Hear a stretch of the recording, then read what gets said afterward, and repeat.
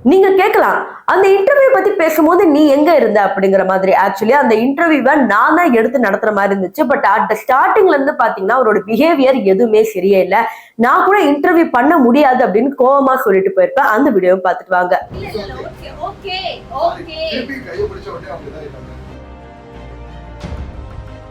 இப்ப கூட நீங்க எல்லாருமே கேட்கலாம், அப்ப சொல்ல வேண்டியதானே, ஏன் இப்ப வந்து சொல்ற, ஏன் உனக்கு இதெல்லாம் வந்து வியூஸ் வரணும் அதுக்காக பண்றியா அப்படிங்கிற மாதிரி. அதான் இல்லங்க, இதெல்லாம் நடந்தது அக்டோபர் 2024.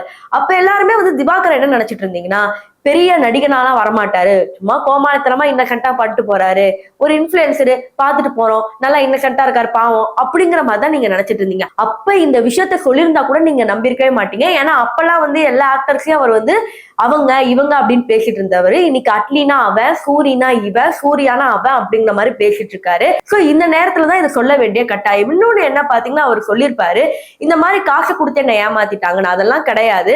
எல்லா சேனல் எப்படின்னு தெரியல, பட் நம்ம சேனல்ல பாத்தீங்கன்னா காசு கொடுத்து நல்லா வசதியோட தான் கூட்டிட்டு வந்தோம். ஸ்டில் வந்து அவர் பெரிய பிரச்சனை பண்ணியிருந்தாரு.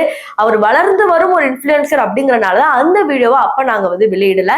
பட் இதே மாதிரி இன்னொரு சேனலுக்கும் சரி பல தடவை இந்த ரிப்போர்ட்டரை மிரட்டுறதும் சரி, ஒவ்வொரு தடவையும் மீடியாவையும் ஆங்கர்ஸையும் தனிப்பட்ட ஒரு ஆக்ட்ரஸ் மேலே தாக்குறப்ப எப்படி நம்ம உண்மையை சொல்லாம இருக்க முடியும்? சோ சிகப்பு நாடாவோட நோக்கமே பாத்தீங்கன்னா எப்பவுமே உண்மையை சொல்றது மட்டும்தான். அதனாலதான் இந்த உண்மையை சொல்லிட்டு